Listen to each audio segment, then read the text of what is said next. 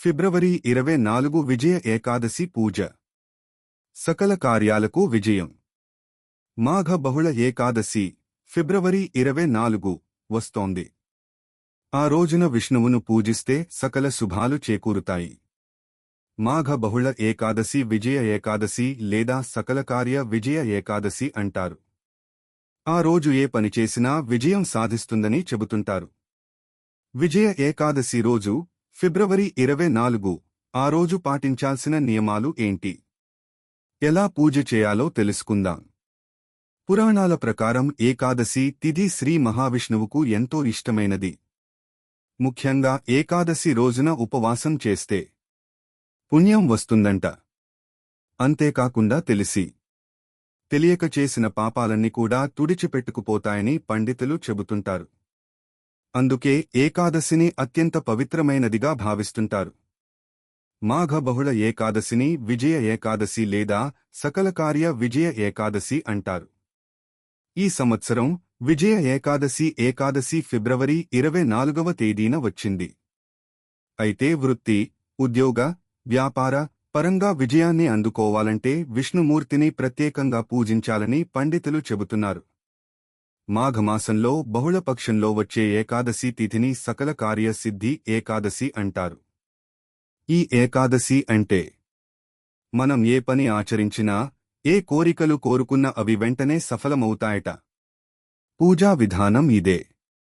బ్రహ్మ ముహూర్తంలో నిద్రలేచి స్నానం చేయాలి. ఇంటిని శుభ్రం చేసుకోవాలి. అలాగే తలస్నానం ఆచరించి పూజ గదిని అలంకరించుకోవాలి. లక్ష్మీనారాయణుల ఫోటోకు గంధం, కుంకుమ బొట్లు పెట్టాలి. ఒకవేళ లక్ష్మీనారాయణుల ఫోటో లేకపోతే రాముడు, కృష్ణుడు, నరసింహస్వామి ఇలా విష్ణు సంబంధమైన ఫోటో తీసుకుని దానికి గంధం, కుంకుమ బొట్లు పెట్టాలి. ఫోటో ఎదురుగా వెండి ప్రమిద పెట్టి అందులో ఆవు నెయ్యి లేదా నువ్వుల నూనె పోసి 3 వత్తులు విడిగా వేసి దీపం వెలిగించాలి. విష్ణుమూర్తికి ఇష్టమైన పూలతో పూజించాలి. అంటే తెల్లగన్నేరు, నందివర్ధనం, తుమ్మి పూలు, జాజిపూలు వీటిలో ఏ పూలతోనైనా స్వామిని పూజించాలి. పూలతో పూజించేటప్పుడు ఓం నమో నారాయణాయ, ఓం నమో భగవతే వాసుదేవాయ అనే ఈ 2 మంత్రాలలో ఏదైనా ఒక మంత్రాన్ని 21 సార్లు చదువుతూ పూలతో పూజించాలి. ఆ తర్వాత తీపి పదార్థాలు నైవేద్యంగా పెట్టి పచ్చకర్పూరంతో హారతి ఇవ్వాలి. ఏదైనా విష్ణు సంబంధమైన రాముడు, కృష్ణుడు, నరసింహస్వామి, వెంకటేశ్వర స్వామి ఆలయానికి వెళ్ళాలి. ఆ తర్వాత ప్రదక్షిణలు చేయాలి. ప్రదక్షిణలు సరి సంఖ్యలో చేయాలి. దేవాలయంలో ధ్వజస్తంభం వద్ద దీపం వెలిగించాలి. ఈ దీపాన్ని గరుడధ్వజ దీపం అంటారు. ఏకాదశి రోజు ఉపవాస దీక్ష పాటించాలి. పాలు, పండ్లు తీసుకోవచ్చు. రోజంతా పండ్లు తినాలి. రాత్రి మేల్కొని జాగారం చేయాలి. నిరుపేదలకు దానం చేయండి. పేదలకు ఆహారం అందించండి. భగవన్నామస్మరణలో గడపాలి. ఎవరిని దూషించకూడదు. ద్వాదశి రోజు పూజ చేసి అనంతరం సాత్వికాహారం తినాలి. ఆ తరువాత దేవాలయానికి వెళ్లి ధ్వజస్తంభం వద్ద మట్టి ప్రమిదను ఉంచి అందులో నువ్వుల నూనె పోసి 8 వత్తులను విడిగా వేసి దీపం పెట్టాలి. ఉపవాసం రోజున బ్రహ్మ ముహూర్తంలో నిద్రలేచి స్నానం చేయాలి.